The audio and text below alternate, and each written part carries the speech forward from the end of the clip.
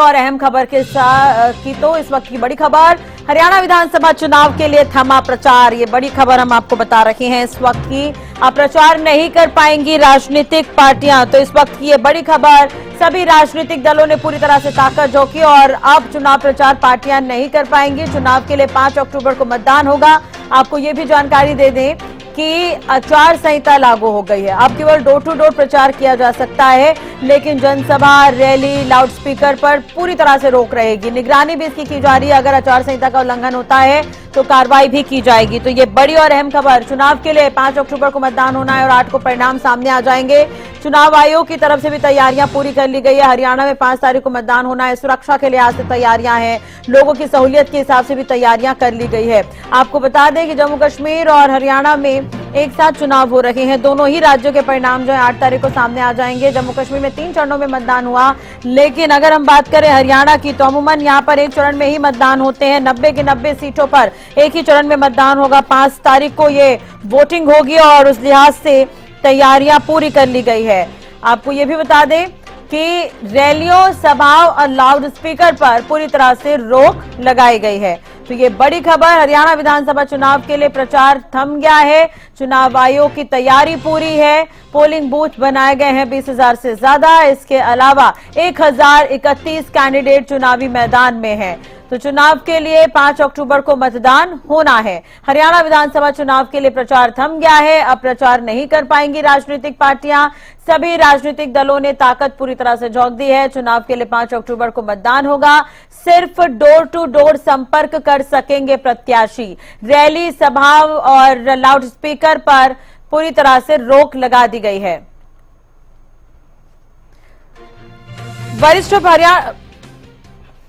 वरिष्ठ पत्रकार राजेंद्र जादौन जी हमारे साथ जुड़ गए हैं, उनसे बातचीत कर लेते हैं। राजेंद्र जी, चुनावी सरगर्मियां काफी तेज रही, आरोप प्रत्यारोप का दौर देखने को मिला, जनसभाएं हुई, रैलियां हुई, तमाम बड़े दिग्गज हरियाणा में आए। अब चुनावी शोर जो है वो थम गया है। अब बारी वोटिंग की है, मतदान की बारी है अब। हाँ, देखिए ऐसा है कि जैसा कि 48 घंटे पहले प्रचार थम जाता है चुनाव प्रक्रिया में, तो उसी के अनुसार जो है आज प्रचार शाम तक जो है थम गया। और अब वो ये है कि जो खुले में सभाएं होती थी और प्रचार होता था और अलग तरीके से पब्लिक मीटिंग हो जाती थी और लाउड स्पीकरों का भी इस्तेमाल होता था, वो सब अब नहीं होगा। लेकिन पर्दे के पीछे तो कुछ न कुछ जोड़ तोड़ चलती रहेगी। घर घर जाके भी प्रचार होगा, पीछे से भी नेता जो है एक दूसरे को सपोर्ट करने या तोड़ने का प्रयास करते रहेंगे। तो अब देखते हैं क्या होता है। लेकिन मुकाबला भारतीय जनता पार्टी कांग्रेस के बीच में है और मुकाबला ऐसा माना जा रहा है कई सीटों पर खड़ा है, करीब 1 दर्जन सीटों पर खड़ा मुकाबला है। कुछ और भी है मुकाबले में है। भारतीय जनता पार्टी ने अब तीसरी बार सरकार बनाने के लिए बड़ी कवायद की है। प्रधानमंत्री को भी की जनसभाएं कराई गई, गृह मंत्री की भी कराई गई, रक्षा मंत्री की कराई गई और दूसरे राज्यों के मुख्यमंत्रियों की कराई गई।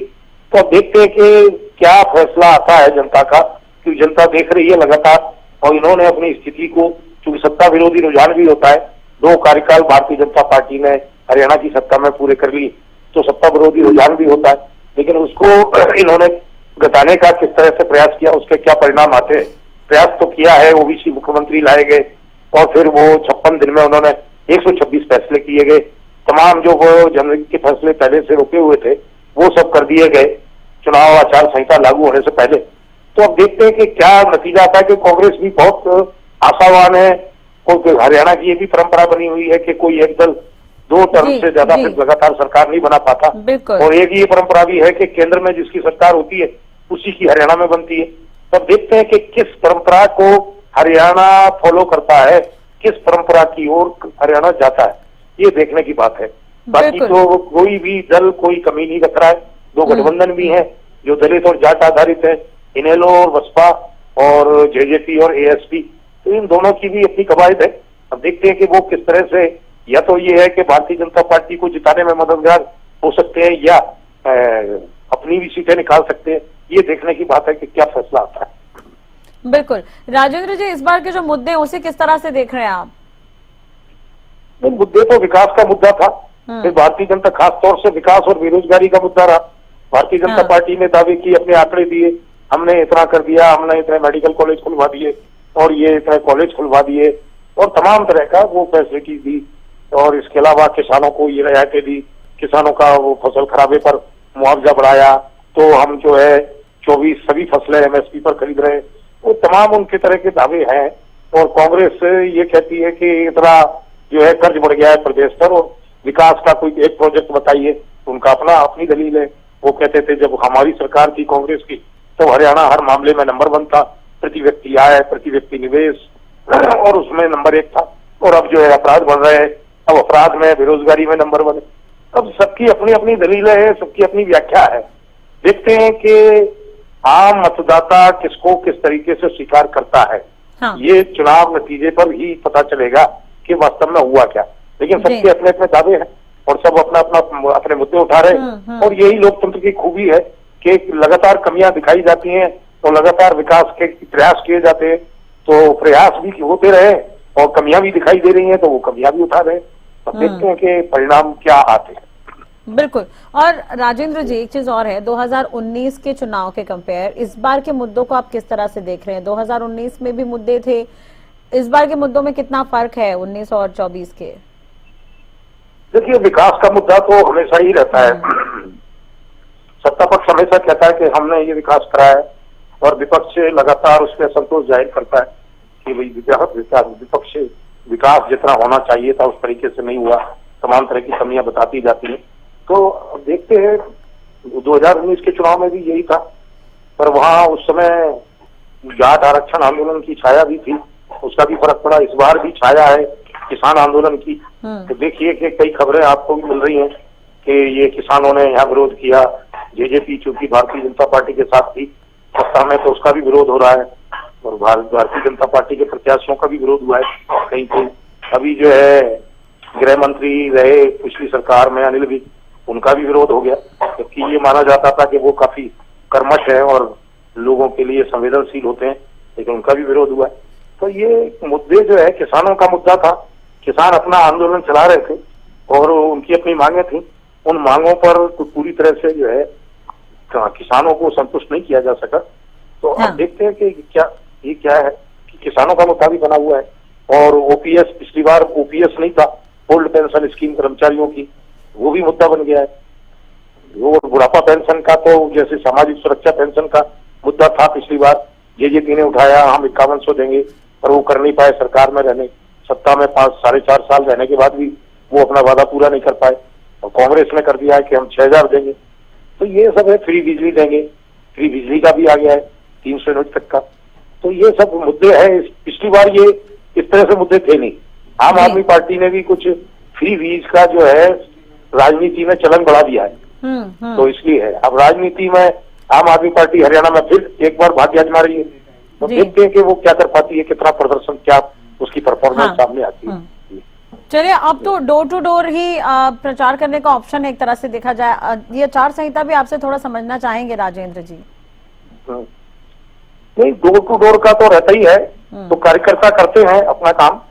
जैसे इन्होंने, बीजेपी ने जिस तरह का अपना सांगठनिक ढांचा खड़ा किया है कि बूथ लेवल पर इकाइयां है और पन्ना प्रमुख भी हैं, वो देखते हैं कि किस तरह से मतदाता को अप्रोच करते हैं। पहले पिछली बार लोकसभा चुनाव के जो परिणाम आए तो ये माना गया था कि कार्यकर्ता भारतीय जनता पार्टी का उतना सक्रिय नहीं था। अब कांग्रेस में ये है कि वो लगातार कहते रहे हमारा संगठन आने वाला है, वो कहते ही रहते हैं। लेकिन अब संगठन क्या, वो उनके अपने दावे हैं। वो कहते हैं हमारे जो पीसीसी रिप्रेजेंटेटिव है वो अपना काम करेंगे, वो जो भी है, जो सक्रिय कार्यकर्ता है वो अपना काम करेंगे। अगर जिला इकाइयां नहीं है तो क्या फर्क पड़ता है, वो करेंगे, वो सब काम कर करेंगे। तो अब देखते हैं कि वो किस तरह से मोटिवेट करते हैं मतदाता को, किस तरह से अपनी पार्टी के उठाए हुए मुद्दों से उनको संतुष्ट करते हैं, उनको भरोसे में लेते हैं और उनको वोट के लिए तैयार करते हैं। तो ये है कि अभी इतने दिन प्रचार चला, तब तो ये सब चलता ही रहा। लेकिन अब ये है कि 2 दिन, ये 48 घंटे जो है, इसके दौरान भी यही सब चलेगा। और मतदान के समय तक भी एक निश्चित दूरी के फासले पर भी मतदाता को वो समझाने बुझाने का काम सभी राजनीतिक दल करते ही है। तो अब देखते हैं कि क्या होता है। और वाकई इस बार का चुनाव काफी दिलचस्प भी है। बहुत बहुत शुक्रिया राजेंद्र जी विस्तार से बातचीत करने के लिए, जानकारी देने के लिए। तो अब सत्ता का संग्राम है, फाइनल इम्तिहान है, 5 तारीख को मतदान होने हैं, 8 को परिणाम भी सामने आ जाएंगे। 1031 उम्मीदवार जो है इस बार चुनावी मैदान में है, उनकी किस्मत का फैसला होना है। चुनाव प्रचार थम चुका है, अब डोर टू डोर कार्यकर्ता जा सकते हैं। जैसा कि राजेंद्र जी भी अभी जानकारी दे रहे थे कि डोर टू डोर जाया जा सकता है, कार्यकर्ता जो है वो डोर टू डोर जाकर लोगों से बातचीत कर सकते हैं, मतदाताओं से बातचीत कर सकते हैं। चुनाव आयोग ने भी वोटर्स को जागरूक करने के लिए कई तरह के हथकंडे अपनाए हैं। विधानसभा चुनाव के लिए चुनाव प्रचार आज बंद हो चुका है और शाम 6 बजे का समय निर्धारित किया गया था, उसके बाद चुनाव प्रचार बंद किया गया है। अब हरियाणा में 5 तारीख को वोटिंग होगी और उसको लेकर जिला प्रशासन के द्वारा और चुनाव आयोग के द्वारा सभी तैयारियां लगभग पूरी कर ली गई है और कल पोलिंग पार्टियों को निर्धारित स्थानों पर रवाना किया जाएगा ताकि आने वाली 5 तारीख को बूथों पर समय से जो वोटिंग की प्रक्रिया है वो शुरू हो चुके।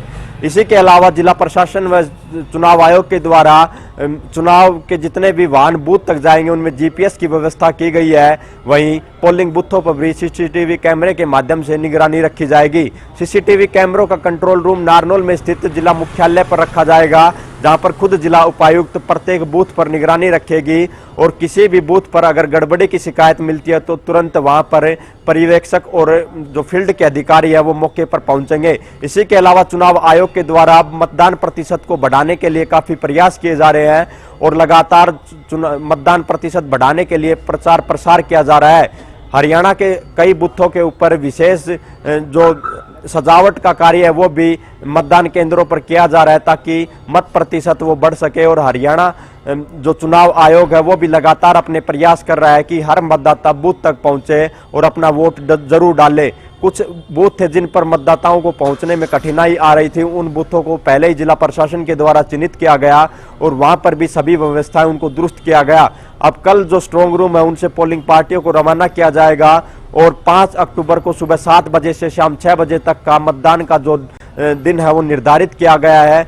सुबह 7 बजे से लेकर शाम 6 बजे तक जो हरियाणा के जो अलग अलग बूथों पर जो मतदाता है वो पहुंचेंगे और जो जितने भी प्रत्याशी चुनावी मैदान में उनको किस्मत को ईवीएम में कैद करने का कार्य किया जाएगा। 8 तारीख को गिनती का कार्य किया जाएगा। इससे पहले जो चुनाव आयोग की तरफ से कई बार जितने भी अधिकारियों की ड्यूटी इस पूरी प्रक्रिया के अंदर लगेगी उनको प्रशिक्षण देने का कार्य किया जा चुका है। वहीं अगर बात की जाए मतगणना को लेकर तो उस दिन बैलेट पेपर की गिनती के लिए भी विशेष तरह के प्रावधान किए गए हैं और बाकायदा बारकोड स्कैनिंग की मशीनें हैं उनको अलग अलग टेबल पर व्यवस्थित किया गया है और जिला प्रशासन और चुनाव आयोग की तरफ से आज इसी कार्य को लेकर अधिकारियों को बाकायदा ट्रेनिंग भी दी गई है। तो कल जो मतदान के लेकर जो पोलिंग पार्टियां और रवाना होगी और पोलिंग बूथों पर भी सुरक्षा के पुख्ता प्रबंध किए गए हैं। अब चुनाव आयोग के इन पुख्ता प्रबंधों के बीच कितना वोटिंग प्रतिशत हरियाणा के अंदर रहेगा ये तो देखने वाली बात रहेगी। अक्षय यादव, हरियाणा न्यूज, महेंद्रगढ़। हरियाणा विधानसभा चुनाव के प्रचार में इस बार कई चुनावी मुद्दे हावी रहे, चाहे बेरोजगारी हो या फिर महंगाई। सूची लंबी है, ग्राफिक्स के जरिए आपको बताते हैं कि इस बार के चुनाव में कौन कौन से मुद्दे हैं। बेरोजगारी का मुद्दा है, भ्रष्टाचार है, अग्निवीर, पहलवान का मुद्दा, विकास, आरक्षण, संविधान, ओपीएस पोर्टल, ये तमाम तरह के मुद्दे हैं। और 5 तारीख को जब वोट डाले जाएंगे तो इन मुद्दों के आधार पर ही मतदान होंगे। तो चुनावी मुद्दे क्या कुछ रहे इस बार वो हम आपको बता रहे हैं। दरअसल इस बार 2019 में विकास का मुद्दा कॉमन रहा, इस बार और भी बहुत सारे मुद्दे हैं। खिलाड़ियों का मुद्दा, विकास, अग्निवीर, संविधान, ओपीएस पोर्टल, आरक्षण, इन तमाम मुद्दों पर ही भाषणबाजी हुई है चुनाव प्रचार थमने से पहले। हरियाणा के सियासी संग्राम में हर सियासी दल ने जीत हासिल करने के लिए एड़ी चोटी का जोर लगाया। वार पलटवार का सिलसिला भी चलता रहा, चाहे कांग्रेस हो या बीजेपी। हरियाणा के सियासी दंगल में कौन कौन से मुद्दों पर राजनीतिक दलों ने एक दूसरे का घेराव किया है वो भी आपको बता देते हैं। एक तरफ बीजेपी के मुद्दे आप देख रहे हैं, दूसरी तरफ कांग्रेस के मुद्दे हैं। बीजेपी ने दलित को लेकर निशाना साधा, दलाल के मुद्दे पर निशाना साधा, विकास, सर्जिकल स्ट्राइक, आरक्षण, ये तमाम तरह के मुद्दे जो हैं वो बीजेपी के पास रहे। डबल इंजन, धारा 370, राम मंदिर, ये तमाम मुद्दे बीजेपी के पास रहे। पर्ची खर्ची, ओआरओपी, मिर्चपुर गोहाना कांड को लेकर भी भाषण दिए गए। संबोधन दिया गया। कांग्रेस के मुद्दे भी आपको बता देते, जाति जनगणना, अपराध, अडानी अंबानी, जीएसटी, किसान आंदोलन, इन तमाम मुद्दों को लेकर कांग्रेस ने बीजेपी को घेरा।